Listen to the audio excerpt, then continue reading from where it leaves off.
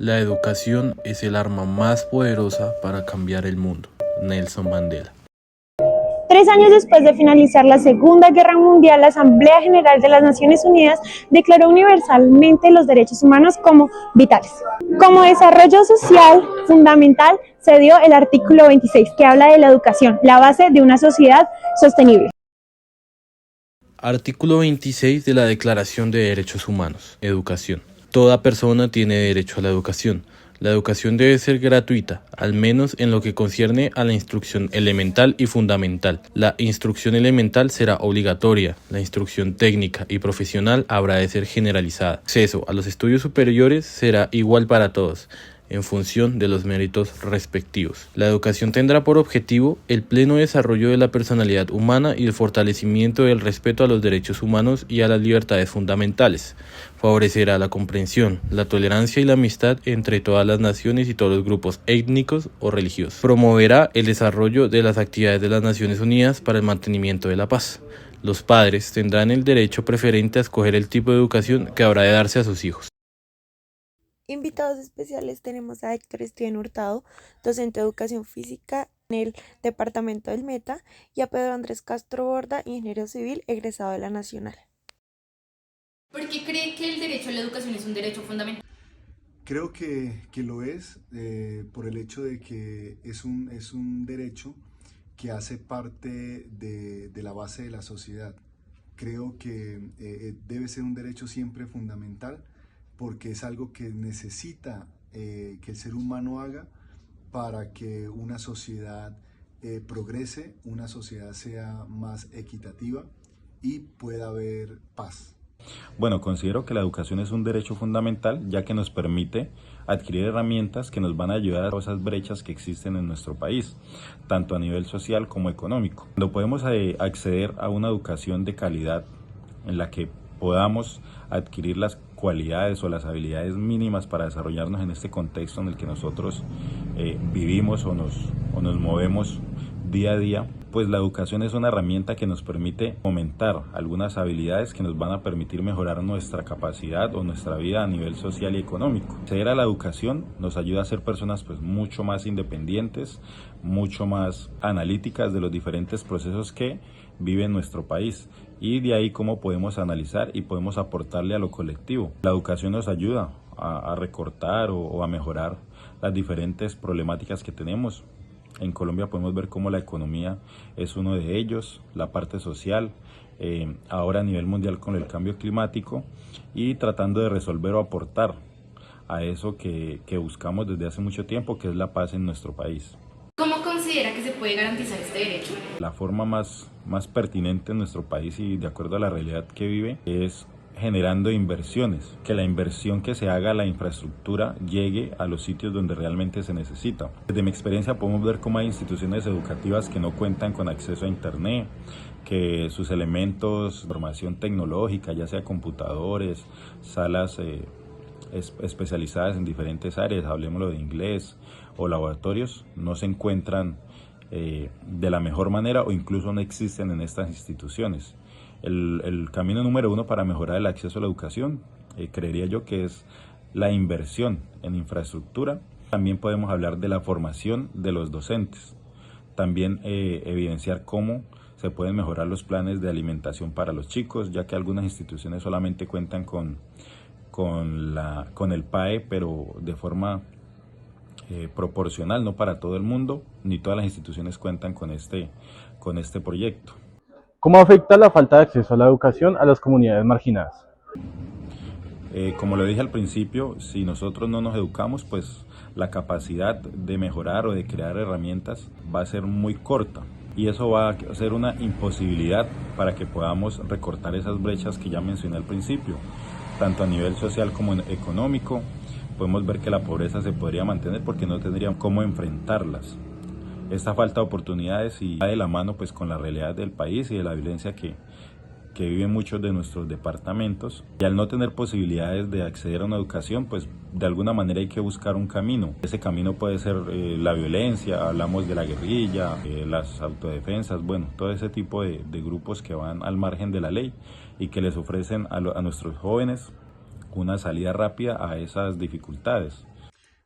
las afecta tremendamente porque está demostrado de que las personas que no tienen acceso a una educación de calidad tienen mucha más probabilidad de repetir la historia de sus padres y de sus antepasados, de seguir en la misma pobreza.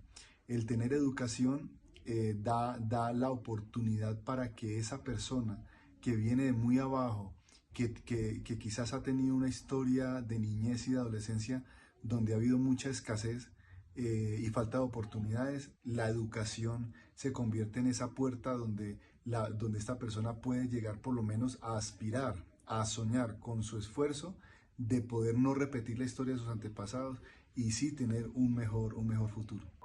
¿Qué medidas crees que los gobiernos deberían tomar para mejorar el sistema educativo? Considero que debe haber una mejora en la oferta educativa, que no solo las instituciones educativas a nivel de primaria, bachillerato y secundaria tengan un mayor acceso para la población en general, sino que también el SENA o las universidades tengan una mejor propuesta o un acercamiento mucho mayor a las comunidades que están un poco más retiradas de las ciudades principales. Acá en el Meta vemos que solamente Villavicencio es el lugar donde cuenta con la mayoría de oferta a nivel universitario, y en la mayoría de los municipios pues los estudiantes llegan hasta el nivel de secundaria. Entonces creería yo que dentro de estas mejoras que podría hacer el gobierno es invertir un poco más en proyectos que lleguen a la población más vulnerable. ¿Cómo fue tu proceso de educación superior en una entidad pública? ¿Cómo la viví? Bueno, precisamente yo soy el reflejo por ser de provincia, soy el reflejo de esa población que no cuenta con la posibilidad de tener educación de calidad. Y hablo en el caso de la primaria y la secundaria.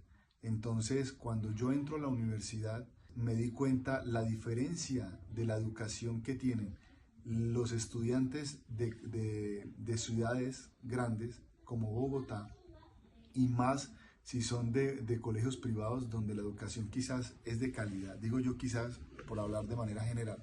A diferencia en el caso mío que yo estudié en un colegio público y de un pueblo, y la diferencia en la preparación era notorio. Entonces a mí me costó mucho más poder llegar a nivelarme con ellos, de poder sentirme cómodo en la universidad. Me tomó más tiempo que los otros compañeros que venían de colegios con educación de calidad. Entonces se nota la diferencia, y eso fue lo que yo viví, con mucho esfuerzo lo logré, y pues por eso hoy en día puedo contar orgullosamente que soy hijo de universidad pública, de la universidad más importante de la nación, y soy egresado de esta universidad, pero realmente costó muchísimo.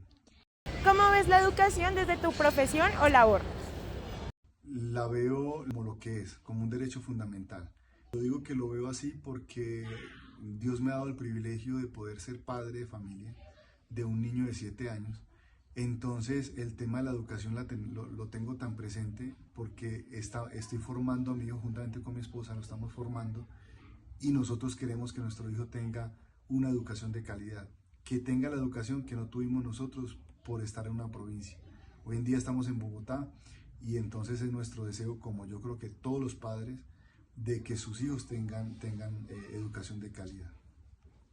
El día de hoy vamos a estar entrevistando a personas en la calle. Acompáñanos.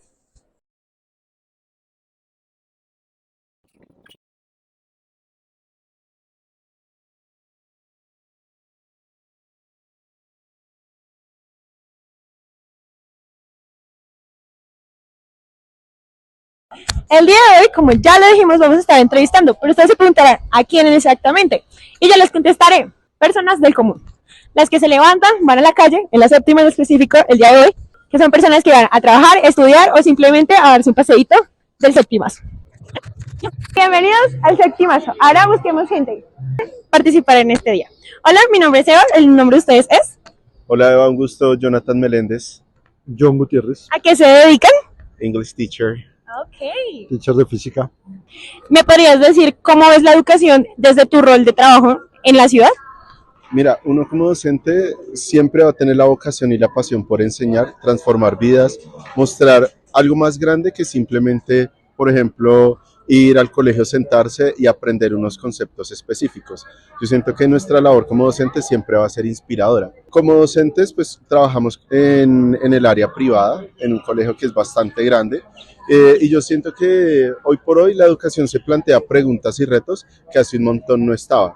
Por ejemplo, temas de inteligencia artificial, también, por ejemplo, el descubrirnos por medio del otro, todo lo que abre las humanidades. Así que es un reto bonito, pero bastante grande.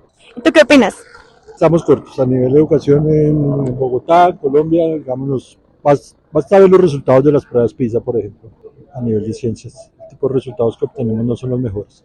Creo que debe fortalecer mucho la formación docente. El tema cultural también tiene implicaciones a nivel educativo, entonces eso es un tema social muy grande y político también muy grande y de inversión, de hecho, que invertir mucho más en educación en este país. ¿Qué crítica le harías al Estado por cómo está manejando actualmente la educación?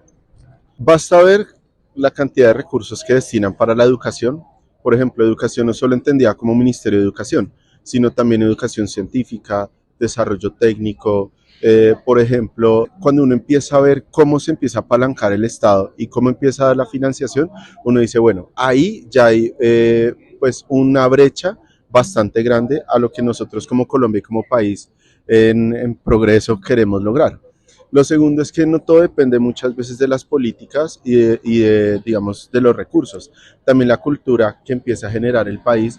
Nosotros como colombianos siempre nos hemos caracterizado por avanzar, por desarrollar, por querer tener un mejor futuro. Y yo siento que eso es imposible tenerlo sin educación, sin una formación seria. Y no solamente con eso, sino con las oportunidades que vienen en pro de ellas. Por ejemplo, hay muchos universitarios, sí, claro, pero por ejemplo cuando tú te gradúas te das cuenta que hay una brecha y hay un nicho laboral que es bastante corto, y si realmente uno quiere seguir progresando, le quedan muchas veces dos salidas, o quedarse y luchar, o muchas veces irse, y la fuga de cerebros es algo que esto no es nuevo, eso lleva un montón de tiempo, pero a veces también es importante como profesionales empezarnos a plantear cómo podemos empezar a cambiar la realidad del país a partir de la educación. Creo que ha mejorado el tema de la inversión. Creo que cada vez se piensa mucho más como en un músculo financiero mucho más fuerte para la educación, no solamente en Bogotá, sino a nivel país. Sin embargo, sí, sigue siendo poco, sigue siendo corto, digamos. Hay que expandir mucho más como precisamente esa inversión que se tiene a nivel educativo, no solamente a nivel ciudad, sino municipios, y municipios incluso muy apartados de las grandes ciudades, donde realmente sí requieren una inversión, no solamente a nivel de estructuras, sino a nivel de formación docente también.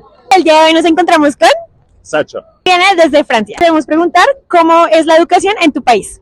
Hay muchas cosas que mejorar en la pedagogía, diría, pero en general tenemos un buen sistema educativo y la suerte de poder estudiar. Hay muchas universidades. Ay, gracias, que tengas muy buen día. Vamos con Laura. ¿Qué opinas de la educación en nuestro país? Bueno, la educación en Colombia tiene que ser vista desde dos visiones, ¿no? Desde lo público y desde lo privado. Desde lo público, claramente yo soy egresada de una universidad pública y la visión que uno tiene como estudiante frente a la Universidad de la Educación es que pues a este país no le importa la educación pública y solo hasta este gobierno es que posiblemente se ha logrado que se acceda a la educación gratuita en el país. Y pues frente a lo privado, claramente es un negocio total. Solo entras a una universidad privada si tienes plata para pagar. Desde tu labor o profesión, ¿cómo ves la educación? Bueno, yo trabajo en el Congreso de la República y soy abogada.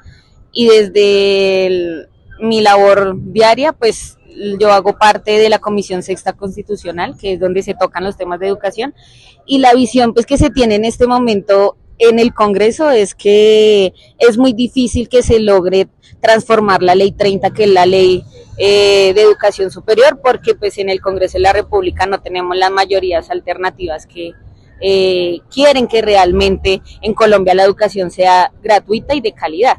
Entonces, pues esa es como la visión que tengo yo, que es una visión pues netamente política también. Ok, gracias por tu participación.